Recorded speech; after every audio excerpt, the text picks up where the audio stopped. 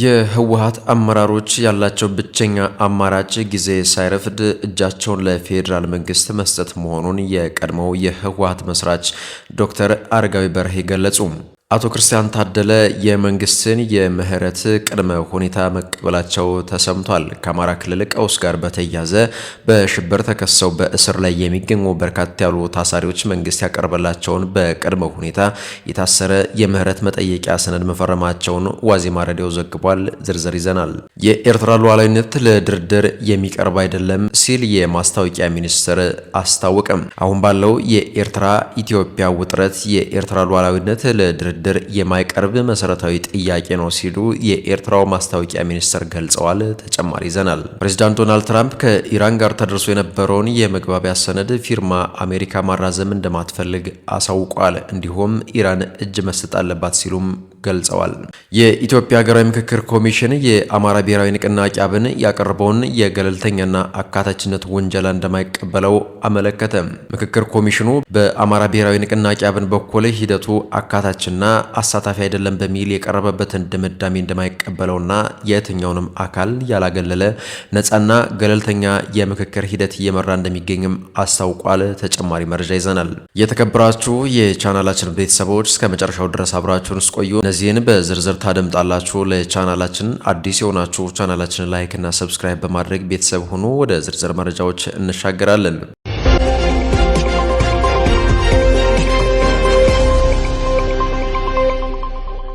የህወሓት አመራሮች ጊዜ ሳይረፍድባቸው እጃቸውን ይስጡ። የህገወጡ ህወሓት አመራሮች ያላቸው ብቸኛ አማራጭ ጊዜ ሳይረፍድ እጃቸውን ለፌዴራል መንግስት መስጠት መሆኑን የቀድሞው የህወሓት መስራች ዶክተር አረጋዊ በርሄ ገለጹ። ኢትዮጵያ ያጋጠሟትን ፈተናዎች ሁሉ በድል የመወጣት ልምድ ያላት ጠንካራ ሀገር መሆኗን የጠቆሙት ዶክተር አረጋዊ ቡድኑ በውጭ ኃይሎች ተላላኪነት አገሪቱን ለማጠራመስ የሚያደርገው ጥረት የትም እንደማያደርሰው አስረድተዋል። አክለውም ቡድኑ ኤርትራን ከሚመራው ያጣ የደረቀ እንጨት ከተባለው አካል ጋር ተጣብቆ የሚያደርገው መፍጨርጨር መጨረሻው መጥፋት ብቻ መሆኑን በመግለጽ ጥፋቱን እንዲያቆም መክሯል።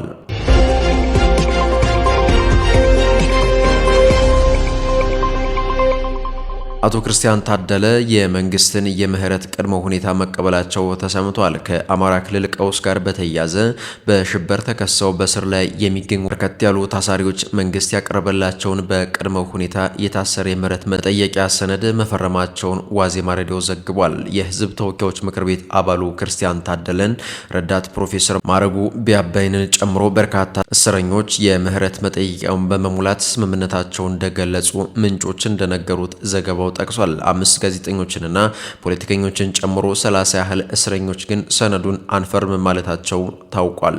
ሰነዱን አንፈርምም ካሉት መካከል የአማራ ክልል ምክር ቤት አባሉ ዮሐንስ ቦያለው፣ ዶክተር ሲሳይ አውግቸው፣ ዶክተር ወንደውሰን አሰፋ፣ መስከረም አበራና ጎበዝ ሲሳይ ይገኙበታል ተብሏል።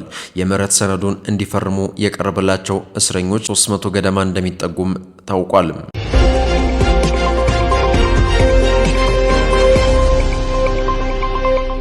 በሌላ በኩል የኤርትራ ሉዓላዊነት ለድርድር የሚቀርብ አይደለም ሲል የኤርትራው ማስታወቂያ ሚኒስትር ገለጸ። አሁን ባለው የኤርትራና ኢትዮጵያ ውጥረት የኤርትራ ሉዓላዊነት ለድርድር የማይቀርብ መሰረታዊ ጥያቄ ነው ሲሉ የኤርትራ ማስታወቂያ ሚኒስትር ገልጿል። የንግድ ወደብ መዳረሻ መፈለግ ሌላ ጉዳይ ነው፣ የሌላ ሀገር ግዛትን ለመውሰድ የሚደረግ ጥረትም እንዲሁ ሌላ ጉዳይ ነው ብሏል። ኤርትራ ከኢትዮጵያ የጠየቀችው የግዛት ጥያቄ የላትም፣ የኢትዮጵያን መሬት ወይም ሀብት አትጠይቅም።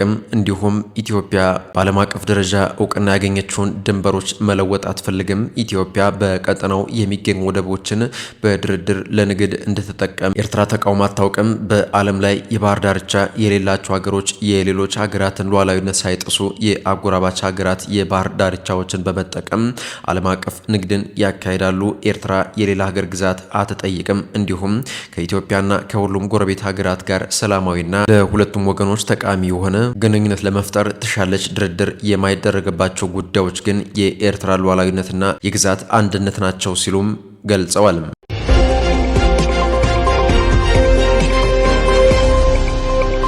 የኢትዮጵያ ሀገራዊ ምክክር ኮሚሽን የአማራ ብሔራዊ ንቅናቄ ያቀረበውን የገለልተኝነትና አካታችነት ውንጀላ እንደማይቀበለው አመለከተም። የኢትዮጵያ ሀገራዊ ምክክር ኮሚሽን በአማራ ብሔራዊ ንቅናቄ አብን በኩል ሂደቱ አካታችና አሳታፊ አይደለም በሚል የቀረበበትን ድምዳሜ እንደማይቀበለውና የትኛውንም አካል ያላገለለ ነፃና ገለልተኛ የምክክር ሂደት እየመራ እንደሚገኝ አስታውቋል። ኮሚሽኑ ባወጣው መግለጫ እንዳመለከተው የአብንን መግለጫ ተከትሎ ተገቢውን ምርመራና ማጣራት ካደረገ በኋላ የፓርቲውን ድምዳሜ የማይጋራው መሆኑን ገልጿል። የምክክሩ ሂደት የማንኛውም ፓርቲ የመንግስት አካል ወይም የተለየ ቡድን የፖለቲካ አጀንዳ ለማስፈጸም የሚውል አለመሆኑንና የተለያዩ ፍላጎቶች በእኩልነት የሚስተናገዱበት ሀገራዊ መድረክ መሆኑንም አብራርቷል። በአሁኑ ወቅት እየተካሄደ ባለው የምክክር ጉባኤ ከተለያዩ የህብረተሰብ ክፍሎች፣ የፖለቲካ ፓርቲዎች፣ የቀድሞ ታጣቂዎችና የዲያስፖራ አባላትን ጨምሮ በርካታ ባለድርሻ አካላት በስፋት እየተሳተፉ እንደሚገኙ ጠቅሶ አብንም ቢሆን እስካሁን በሂደቱ ንቁ ተሳትፎ ሲያደርጉ ከነበሩ ፓርቲዎች አንዱ መሆኑን ኮሚሽኑ አስታውሷል። በሂደቱ ያጋጠሙ ተግዳሮቶችና ቅሬታዎችን በቅሬታ አፈታት ስርዓቱ መሰረት ምላሽ እየተሰጣቸው እንደሚገኝ ጠቆመው ኮሚሽኑ ሂደቱን ውጤታማ የሚያደርጉ ገንቢ አስተያየቶችን በግብዓትነት ለመውሰድ ዝግጁ መሆኑን ገልጿል።